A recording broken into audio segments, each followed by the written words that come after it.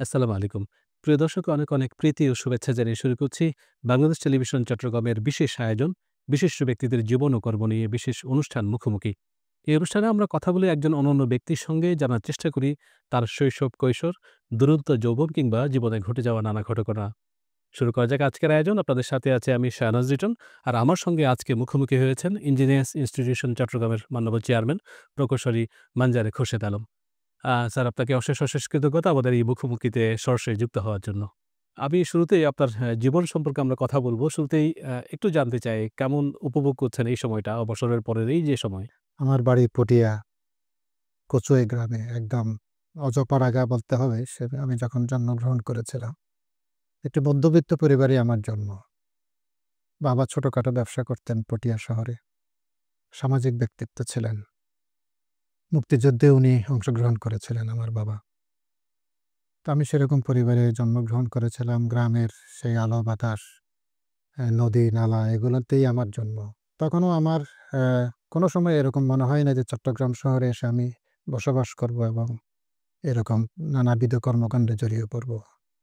আমি যদি পিছনে ফিরে তাকাই, আমার এই বর্তমান অবস্থাটা আমার স্বপ্নের মতোই মনে হয়। আমার মনে হয় মহান আল্লাহ রাব্বুল আলামিন এবং আমার মা-বাবা দোয়াতে আল্লাহ আমাকে এখানে এনেছেন। হয়তো বেশি কোনো অবস্থাতে যাই নাই, কিন্তু যতটুকু এসেছি আমার মনে হয় আমার জন্য এটা অনেক বড় পাওয়া। তো গ্রামের এই পরিবেশে আমি আর ১০ টা ছেলের মতোই এই যে দৌড়াদৌড়ি, হাঁটাহাঁটি, খেলাধুলা, হাডুডু, মার্বেল খেলা, ফুটবল খেলা সারা জীবন ওইটাতেই কাটাতাম। পিটিআই স্কুলে পড়তাম। যতক্ষণ ক্লাসরুমে থাকতাম দিনের আর অন্য মাগরিব হওয়ার আগ পর্যন্ত খেলাধুলাতেই ব্যস্ত থাকতাম। একদম নিখাদ যে গ্রাম্য জীবন সেটি উপভোগ করেছেন। যদিও একদম। মনে হয় না পটিয়া এখন সেই গ্রাম আছে। পটিয়া এখন একদম। আগেও থেকেও মহকুমার মতো ছিল, মহকুমাই ছিল।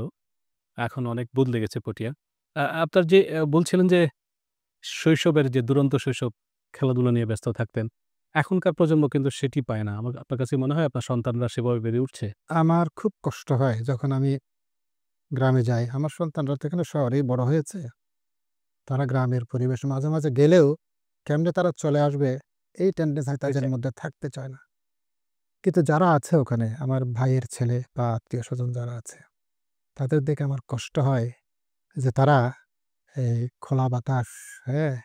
এই যে একটু নেমে ফুটবল খেলা, দৌড়াদৌড়ি করা, এই সুযোগটা তাদের কম। ম্যাক্সিমাম সময় দেখি তারাও আজকাল মোবাইল আসক্তে নিয়োজিত। যখনই দেখি যে তারা কেউ মোবাইল নিয়ে বসে আছে, খেলার সময়ে যেখানে আলো বাতাসের সাথে তারা খেলবে, সেখানে তারা বসে থাকে। তো সেই পরিবেশ এখন নাই। এখন ওগুলোও শহর হয়ে গেছে। বিদ্যুৎ, পানির সরবরাহ, বিদ্যুতের ব্যবস্থা, মাঠ নেই। মাঠ মাঠ নেই, বাসার হয়ে সংকুচিত গেছে। হয়ে আসছে। আগে যে মাটির ঘরগুলো ছিল, ছনের শেডের শেড ছিল। এখন সব পাকা বিল্ডিং হয়ে গেছে। বলতে গেলে আস্তে, আস্তে আমরা উম অ্যা জঙ্গল অফ কংক্রিটস শহরে যেরকম হচ্ছে, গ্রামেও আস্তে, আস্তে সেটা সম্প্রসারিত হচ্ছে। যেটি আপনার প্রফেশন কিন্তু। সেই জঙ্গল ক্যাঙ্কারস নিয়ে কিন্তু আপনার জীবন। আপনি নিশ্চয়ই সেই জীবন মিস করেন যে আমরা ছোটবেলায় পড়েছিলাম। নিশ্চয়ই আপনিও পড়েছিলেন যে, "দাও ফিরে সে অরণ্য লও এ নগর।" আমরা সেই নগরটাকে দিতে চাই, আমাদের সেই হারানো দিন ফিরে চাই। আমি একটু করে স্কুল জীবন, আপনি স্কুল শুরু করেছিলেন সম্ভবত পটিয়া আদর্শ উচ্চ বিদ্যালয়। আমার প্রাথমিক স্কুল ছিল পটিয়া পিটিআই প্রাইমারি স্কুল। এটা এখনো স্বনাম মানে সুখ্যাতির সাথে এখনো আছে। PTI primary. ক্লাস 6 থেকে আমি পটিয়া আদর্শ উচ্চ বিদ্যালয়ের ছাত্র ছিলাম। তখনও এটা খুব স্বনামধন্য স্কুল ছিল। চট্টগ্রামের মধ্যে ২য় আ পুরানো স্কুল। কাজী আলী হাই স্কুল, তারপর পটিয়া স্কুল। তারপরে আমি পটিয়া কলেজেই আমার ইন্টারমিডিয়েট লেখাপড়া এবং পরবর্তীতে আমি তৎকালীন ইঞ্জিনিয়ারিং কলেজ, বর্তমান যেটা চুয়েট, একটা চুয়েটে। বর্তমানে চুয়েট, তখন সেটা ইঞ্জিনিয়ারিং কলেজ। সেখানে ভর্তি হই। একটু করে স্মৃতি জানতে চাই। কেমন ছিল ওই সময়? আমরা যেমন এখন এই ছাত্রদেরকে ব্যত্রাঘাত করলে অনেক বেশি আমাদের সময়েও আমরা কিছুটা পেয়েছি নিঃসন্দেহে। আপনাদের সময় আরো ছিল। শিক্ষকদের দেখলে অনেক ভয় পাওয়া, রাস্তার অনেক দূর থেকে চলে যাওয়া। এরকম কোন স্মৃতি কোন শিক্ষকের স্মৃতি মনে আছে কিনা? আছে, মনে আছে আমার। ক্লাসে বরাবরই ভালো থাকতাম, লেখাপড়া ভালো করতাম। ১ম দিকেই থাকতাম। অ্যা ১ জন, ২ জন, ৩ জনের মধ্যেই থাকতাম। তারপরেও মাঝে, মাঝে শিক্ষকদের মার খেতাম। বিশেষ করে আমাদের মৌলভী শিক্ষক যিনি ছিলেন হুজুর, উনার মা আর আমরা রেগুলার খেতাম প্রায় সবাই। এটা কি স্কুল ফাঁকি দেওয়ার কারণে নাকি? স্কুল ফাঁকে দেওয়া আছে, ওই নামাজ ঠিকমতো উনি যদি খবর পেতেন যে গতকাল জোহরের নামাজ আমার মিস গেছে, তাহলে এটাকে জিজ্ঞেস করতো। যদি কোনো যুক্তিসঙ্গত কারণ দেখাতে না পারতাম, তাহলে কিন্তু এক দফা চলে যেত। চুয়েটের জীবনটা নিয়ে বলতে চাই। চুয়েটটার অল্প সময় কিন্তু নিঃসন্দেহে আপনার জন্য টার্নিং একটি পয়েন্ট ছিল। অসম্ভব টার্নিং একটা পয়েন্ট। আমি সচরাচর এরকম আমি খুব একটা বেশি দৃষ্টান্ত খুঁজে পাই না। আমি যখন সেই গ্রামের পুটিয়া কলেজও কিন্তু গ্রামের ছিল। স্কুল, ইন্টারমিডিয়েট গ্রাম থেকে এসে যখন চুয়েটে পুটিয়া সরকারি কলেজ ছিল, পটিয়া সরকারি, তখন কিন্তু প্রাইভেট কলেজ ছিল। প্রাইভেট। এখানে এসে আমি ইঞ্জিনিয়ারিং কলেজে ভর্তি হলাম, চট্টগ্রাম ইঞ্জিনিয়ারিং কলেজে। ভর্তি হয়ে দেখি যে আমার সাথে যারা আছে তারা প্রত্যেকে অনেকেই প্রায় সবাই, কেউ ক্যাডেট কলেজের, কেউ নটরডেম কলেজের, কেউ চট্টগ্রাম কলেজের, কেউ ঢাকা কলেজের। আবার দেখতাম যে অনেকে সিনিয়র ভাইদেরকে দেখতাম যে কেউ ৪ বছরের জায়গায় হয়তো ৬ বছর ৭ বছর পার করতেছে, এখন তখনও পাস করতে পারছে না। এগুলো দেখে মাঝে, মাঝে নিজেকে একটু ইনফেরিয়র মনে হইতো। ওইজন্য ভালো করে পড়ালেখা করলাম ফার্স্ট ইয়ারে, এবং টেনডেন্সি ছিল যে আমাকে যাতে রিপিট করতে না হয়। কোনো একটা ইয়ার যদি রিপিট করে, সেটা আমার ফ্যামিলির পক্ষে এটা সাস্টেইন করা কষ্টকর হবে। শুধুমাত্র যাতে পাস করে যায়, এইজন্য আমি লেখাপড়া করেছি। ফার্স্ট ইয়ারে যখন আমাদের বর্তমানে তো ভর্তির সময়ই ডিপার্টমেন্ট ভাগ হয়ে যায়, কে ইলেকট্রিক্যাল, কে সিভিল। তখন কিন্তু ফার্স্ট ইয়ারে সবাই কম্বাইন্ড ছিল। সবাই একত্রে পরে মার্কসের উপর ভিত্তি করে মার্কসের উপর ভিত্তি করতো। অ্যাডমিশন টেস্ট হতো, কিন্তু ডিপার্টমেন্ট ভাগ হইতো না। ফার্স্ট ইয়ারে সবাই একসাথে থাকতো। তো ফার্স্ট ইয়ারে যখন রেজাল্ট দিচ্ছিল, ফার্স্ট ইয়ার থেকে সেকেন্ড ইয়ারে ওঠার, তো আমরা গেলাম মানে রেজাল্ট দেবে শোনার জন্য। তো দেখি আমাদের তপন স্যার ছিলেন। উনি প্রথমেই ফার্স্ট যে হয়েছে আমার রোল নাম্বারটা উনি বললেন। রোল নাম্বার ৩০, হ্যাঁ? সে ফার্স্ট হয়েছে। আমি ছিলাম, কিন্তু আমার বিশ্বাস হচ্ছিল না। আমি বললাম, "স্যার, আপনি একটু ভালো করে দেখেন। আসলে এটা আমার রোল নাম্বার কিনা?" তো উনি আমাকে আশ্বস্ত করলেন। বলে যে, "তুমি ফার্স্ট হইছো।" তো আল্লাহর কাছে শুকরিয়া আদায় করলাম। এর পরবর্তীতে কোনো পরীক্ষাতে আমাকে আর সেকেন্ড হতে হয় নাই। I stood always first, সকল পরীক্ষাতে ইউনিভার্সিটি লেভেলের। এটা আমার জন্য একটা অনেক বড় আনন্দের ব্যাপার ছিল, এবং সেলফ কনফিডেন্সের জন্য ভবিষ্যতে। আমি একটু চুয়েটের জীবনটা নিয়ে বলতে চাই। যেমন আজকে যারা স্টুডেন্ট আছে তাদের নিয়ে যদি কিছু বলতেন আসলে। এই গাইডলাইনটা কি করে মানুষ আসলে আপনি ফার্স্ট হতে চাননি কিন্তু ফার্স্ট হলেন, অথবা হচ্ছে এটা কন্টিনিউশন ছিল এরকম। আপনার আসলে ট্রিপসটা কি ছিল? অথবা তাদের কাছে যদি আপনি এই সুযোগে যদি বলতেন, নিঃসন্দেহে যারা দেখছেন উপকৃত হবে। ডেফিনিটলি এটা, যারা ওখানে ভর্তি হয় তারা প্রত্যেকেই কিন্তু মেধাবী। বিশেষ করে ইঞ্জিনিয়ারিং, মেডিকেলে যারা ভর্তি হয়, তাদের ওখানে যাওয়ার পরে যদি পড়ালেখাটাই হওয়া উচিত তাদের মেইন টার্গেট। কিন্তু সেটা না করে যদি বেশি অপচয়, সময় নষ্ট করা, বা বেশি রাজনীতিতে দিকে ঝুঁকে যাওয়া, অথবা বেশি আড্ডাবাজ, মানে এগুলা হওয়া, এগুলোতে আমি হয়তো এক্সট্রা কারিকুলাম অ্যাক্টিভিটিসে থাকবো। হলের ডিবেট কম্পিটিশন, বিতর্ক প্রতিযোগিতা, কালচারাল, এগুলোতে থাকবো। কিন্তু আদারওয়াইজ যাতে ইনভলভ না হয়, না হওয়াটাই বেটার। আর একটু সিনসিয়ার হলেই কিন্তু ফার্স্ট তো আর সবাই হয় না, ফার্স্ট তো হয় একজন। কিন্তু বাকিরা যারা আছে সবাই তার কাছাকাছি থাকবে। এমন যাতে না হয় যে ১ নম্বর আর পিছনের ডিসট্যান্সটা অনেক বেশি যাতে না হয়। আমি আবার আপনার শিক্ষকতা জীবন স্বল্প যে চুয়েটে শিক্ষকতা জীবনটা নিয়ে একটু শুনতে চাই। আমি যখন 4th ইয়ারে ফাইনাল পরীক্ষায় যখন সেখানেও ফার্স্ট ক্লাস ফার্স্ট হলাম। তো আমার head of department doctor Ramesh Roy, তিনি তখন আমাকে বললেন, "তুমি কি আমাদের এখানে জয়েন করবা?" আমি বললাম, "স্যার, আমার একটা স্বপ্ন ছিল, আমি জয়েন করব।" তো উনি সাথে সাথেই যেদিন পরীক্ষার রেজাল্ট, তারপরের দিনেই আমার জয়েনিং লেটার নিয়ে নিলেন। কোনো ইন্টারভিউ কিছু হয় নাই।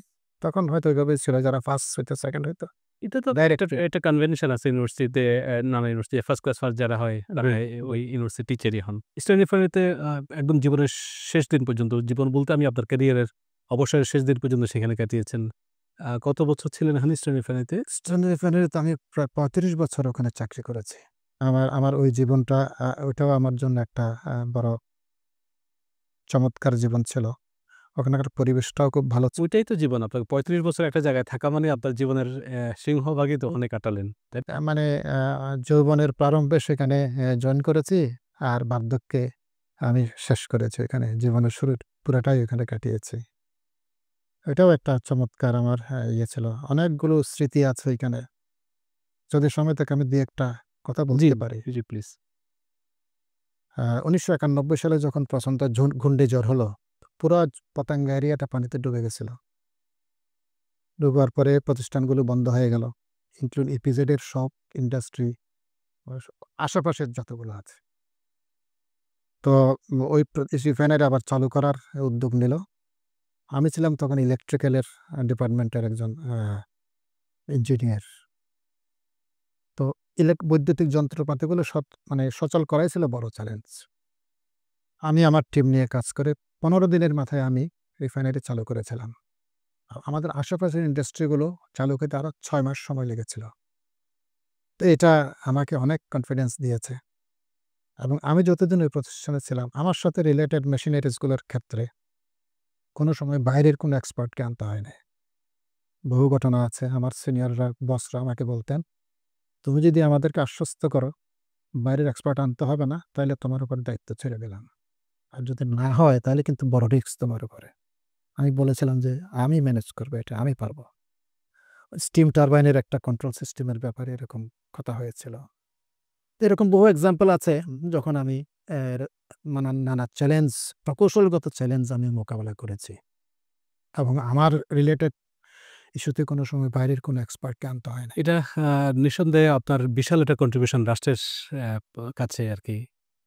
রিকশা রিফাইনারি যারা কর্মকর্তা আছেন, আপনার সহকর্মী যারা ছিলেন, নিশ্চয়ই আপনাকে অনেকদিন মনে রাখবে এইসব কারণে। শুধু ইস্টার্ন রিফাইনারিতে না, ইস্টার্ন রিফাইনারিতে থাকার সময় জ্বালানি মন্ত্রণালয় এবং আদার মিনিস্ট্রি অফ ইন্ডাস্ট্রিতেও যখনই কোনো বড় সমস্যা হতো, আমাকে তারা নিয়ে যেত। একসময় সিলেট কৈলাসটিলা এলপিজি প্ল্যান্টে একটা প্রবলেম হয়েছিল। তখন আমাদের ইস্টার্ন রিফাইনারি এলপিজি প্ল্যান্টে ওভারহোলিং এ ছিল। আমার একটাই ছিল, প্রতিষ্ঠান ছিল যে এলপিজি প্রোডাকশন করত। ওইটাতে প্রবলেম হওয়াতে সারা দেশে তখন এলপিজির ক্রাইসিস হচ্ছিল। তো বর্তমান মন্ত্রিপরিষদ সচিব ডক্টর শেখ আব্দুর রশিদ তখন বোধহয় ওই পেট্রোবাংলার চেয়ারম্যান ছিলেন।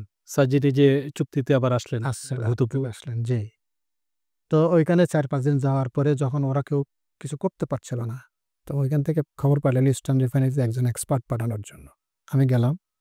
১ ঘন্টার মধ্যে আমি প্রবলেমটা সলভ করেছি এবং পরের দিন ইত্তেফাকে বড় একটা নিউজ আসলো যে ইস্টার্ন রিফাইনারিতে একজন বিশেষজ্ঞ এসে এটা ঠিক করল। সিমিলারলি মিনিস্ট্রি অফ ইন্ডাস্ট্রিতে ডাব ফার্টিলাইজার একবার একটা সমস্যা হয়েছিল। তাও আমাকে নিয়ে গেল। আমি ঠিক করে দিয়ে আসলাম। অনেকদিন পরে ৫-৬ মাস পরে আমাকে ইনভাইট করলো। বলে যে, "আমাদের একটা অনুষ্ঠান আছে, আপনাকে ইনভাইট করলাম।" গেলাম। গিয়ে দেখি যে ওখানকার দেন জেনারেল ম্যানেজার যিনি ছিলেন ওনার বিদায় অনুষ্ঠান। ওইখান থেকে আবার ১০ মিনিট স্লট বের করে আমাকে সম্বর্ধনা দিচ্ছে। আমি এটা ওখানে যাওয়ার আগে বুঝি নাই। তো আমাকে তো বললেন ৬ মাস আগে যে বললেন যে, "আপনি কন্ট্রিবিউশনটা যদি না আসতেন তাহলে আমার অবস্থানটাও নড়বড় হয়ে যাচ্ছিল।" বলে যে, "আপনি আসাতে আমরা সবাই কৃতজ্ঞ।" এই সমস্ত নানাবিধ ঘটনা আমার জীবনে আপনার ঘটিয়ে ৩৫ বছর বড় একটা সময় কাটিয়েছেন। আমাদের যদি সুযোগ থাকে ভবিষ্যতে আরো আলোচনা করব এটা নিয়ে। আমি আমরা অনুষ্ঠানের অনেকটাই শেষের দিকে একটু করে যেহেতু আপনি ইঞ্জিনিয়ার্সদের সভাপতি, আপনি চট্টগ্রামের নগর পরিকল্পনার সাথে জড়িত, বিশেষ করে সিডিএ তে আপনি বোর্ড সদস্য হিসেবে আছেন। আমি চট্টগ্রাম শহর নিয়ে আপনি একটু করে আপনার স্বপ্ন অথবা আপনার কন্ট্রিবিউশনটা শুনতে চাই। আপনি নানা জায়গায় কন্ট্রিবিউট করেছেন।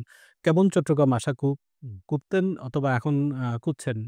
কিরকম হওয়া উচিত ছিল অথবা এখন হওয়া উচিত? চট্টগ্রামের যে ভৌগোলিক অবস্থান এবং তার যে টেকনিক্যাল সাইড থেকে তার যে ভারী শিল্প কারখানা, একমাত্র হাইড্রোলিক প্রজেক্ট চট্টগ্রামে, একমাত্র বড় পেপার মিল চট্টগ্রামে, একমাত্র রিফাইনারি চট্টগ্রামে, বিগ মানে বড় সমুদ্র বন্দর চট্টগ্রামে, জ্বালানি মন্ত্রণালয়ের 90% অ্যাক্টিভিটিস চট্টগ্রামে, যে পদ্মা, মেঘনা, যমুনা, পদ্মা মেঘনা বিপিসি। যমুনা পুরোটাই চট্টগ্রামে কিন্তু অ্যাক্টিভিটিস 90% চট্টগ্রামে। এইসব মিলে চট্টগ্রামটা একটা অনন্য শহর হওয়ার কথা ছিল। তো সেটা আমরা যেরকম স্বপ্ন এতদিনে বাস্তবায়ন হওয়ার কথা ছিল সেটা পারে নাই। ইস্টার্ন রিফাইনারির 2nd ইউনিট হওয়ার কথা ছিল আজকে থেকে আমরা ১ যুগ আগে থেকে শুনতেছি। আমি নিজেও তো সাইনিং হইলো, কত পরিদর্শন হইলো, মন্ত্রী হইলাম। আসলেন, কিছুই হয়নি শেষ পর্যন্ত। অথচ আমাদের এখানে মাত্র ৩ ভাগের ১ ভাগ আমরা এখানে প্রোডাকশন দিই আমাদের চাহিদার। বাকিটা ইম্পোর্ট করতে হয়। সেটাও হয় নাই। আমাদের বিমানবন্দর একসময় আমরা চট্টগ্রাম বিমানবন্দর থেকে আমরা থাইল্যান্ড যেতাম, মালয়েশিয়া যেতাম। এখন সেটাও অলমোস্ট হচ্ছে না। ওভারটেকের মতো হয়ে গেছে। এবং ইভেন মিডল ইস্টে কিছু ফ্লাইট আছে। ইভেন কক্সবাজারও যায় না। তাহলে এই যে একটা ডিটেরিওরেশন, আমরা আমাদের অন্যান্য সাইডকে সমৃদ্ধ করতে পারি নাই। ওইজন্য এগুলো ডিটেরিওরেট করতেছে। মনে করেন ট্যুরিজম, চট্টগ্রাম যে পাহাড়, নদী, হ্রদ এগুলো মিলে যে তার যেই অবস্থান, এশিয়ার মধ্যে একটা শীর্ষস্থানীয় পর্যটন স্থান হওয়ার কথা, সেটা হয় নাই। স্যার অনেক কিছু তো হয়নি আসলে। হ্যাঁ, যেমন আপনার সুযোগ আছে কিনা কন্ট্রিবিউট করা আপনি যেসব জায়গায় আছেন? আমি বর্তমানে ইঞ্জিনিয়ার্স ইনস্টিটিউশনের চেয়ারম্যান হিসেবে আমি বিশেষ করে টেকনিক্যাল সাইডে আমি চুয়েটের সম্মানিত শিক্ষকবৃন্দের সাথেও মাঝে, মাঝে বৈঠকে বসি। ওনাদের সাথেও আমার ইন্টারেকশন হয়। তাদেরকে বলি যে অন্তত এই যে টেকনিক্যাল যে ভারী শিল্প কারখানা, হালকা শিল্প কারখানা যেগুলো আছে, ইঞ্জিনিয়ারিং এক্সেলেন্স এটা এবং একাডেমিক সাইডে ২ টার মধ্যে একটা যদি যোগসূত্র করা যায়, এটা বিশাল একটা ইঞ্জিনিয়ারিং রিসার্চের একটা সেন্টার হয়ে যাবে। এদিকে উদ্বুদ্ধ করার চেষ্টা করি। নানা রকম সেমিনার, সিম্পোজিয়ামের মাধ্যমে আমাদের ইঞ্জিনিয়ারদেরকে নলেজকে আপডেটেড রাখার চেষ্টা করি। আর সিডিএতে এটাও একটা চমৎকার জায়গা যেখানে কন্ট্রিবিউট করার মতো। কিন্তু সমস্যা হচ্ছে যে দীর্ঘদিন ধরে ওখানে যে নানাবিধ সমস্যা ১৫-১৬ বছর বা তারও আগে থেকে এইগুলা মুক্ত করা বড় কঠিন কাজ। আমি চেয়ারম্যান মহোদয়কে দেখে উনি নিরলস পরিশ্রম করছেন, but still there are lot of sir limitation. আমার কাছে মনে হয় স্যার এগুলোর বাইরেও বড় সিদ্ধান্ত হচ্ছে রাজনৈতিক সিদ্ধান্ত। রাষ্ট্রীয় দিক থেকে যদি এরকম যে এখন ইনিশিয়েটিভ কিছু নেওয়া হচ্ছে, আমাদের প্রফেসর ডক্টর মোহাম্মদ ইউনূস স্যারের নেতৃত্বে যে সরকার, উনি যেহেতু চিটাগনিয়ানও, চিটাগং প্রতি আলাদা টান আছে এবং আপনাদের সেই রিসার্চগুলো যদি পায়, সবার যদি কন্ট্রিবিউশন পায়, হয়তো ভবিষ্যতে আমরা আপনার যে স্বপ্নের কথা বলছেন সেটি হবে। আমরা স্যার অনুষ্ঠানের একদমই শেষের দিকে আরেকদিন শুনবো আপনার বিস্তারিত। আমি এই কথাগুলো শুনতে চাই আপনার কাছ থেকে। আমরা নতুন এক বাংলাদেশে আছি, নতুন এক প্রেক্ষাপটে আমরা নতুন একটি সময় অতিক্রান্ত করছি। সামনে আমাদের সোনালী ভবিষ্যৎ অপেক্ষা করছে। কেমন বাংলাদেশ চাই সেই প্রত্যাশাটুকু শুনে আমাদের অনুষ্ঠান শেষ করতে চাই। একটি এমন বাংলাদেশ চাই যে বাংলাদেশ হবে সারা বিশ্বের জন্য একটা মডেল। আমাদের দেশ থেকে চিকিৎসা করার জন্য বাইরে যেতে হবে না, বরং বাইরে থেকে চিকিৎসা করার জন্য আমাদের দেশে আসতে হবে। আমাদের দেশের কনসালট্যান্ট বাইরে থেকে আসতে হবে না, আমার দেশের লোককে ভাড়া করে নিয়ে যাবে বাইরে। একটি গণতান্ত্রিক, আধুনিক, প্রযুক্তি নির্ভর এবং সভ্য একটি দেশ হবে, এটাই আমার প্রত্যাশা। চমৎকার বলেছেন। খুব সংক্ষেপে অথচ কোর কথাগুলোই বলেছেন। আপনাকে স্যার আবারও অশেষ কৃতজ্ঞতা। অনেক ব্যস্ততার মধ্যে আমাদেরকে সময় দিয়েছেন। দর্শক এতক্ষণ কথা বলছিলাম আমাদের মুখোমুখি আয়োজনে বাংলাদেশের একজন প্রখ্যাত প্রকৌশলী, যিনি চট্টগ্রাম ইঞ্জিনিয়ার্স ইনস্টিটিউশনের চেয়ারম্যান, প্রকৌশলী মানজারে খুরশেদ আলম। আমরা তার অজানা অনেক কথাই শুনেছি। ভবিষ্যতে সময় পেলে আরও বিস্তারিত শুনব। আজকে এখানেই বিদায় নিতে চাই। যেতে বলতে চাই, আমরা আগামী দিনে আরেকটি অনুষ্ঠানে আরেকজন বিশিষ্ট অতিথির সঙ্গে কথা বলব। সে পর্যন্ত সবাই ভালো থাকবেন, সুস্থ থাকবেন এবং অবশ্যই নিরাপদে থাকবেন। আল্লাহ হাফেজ।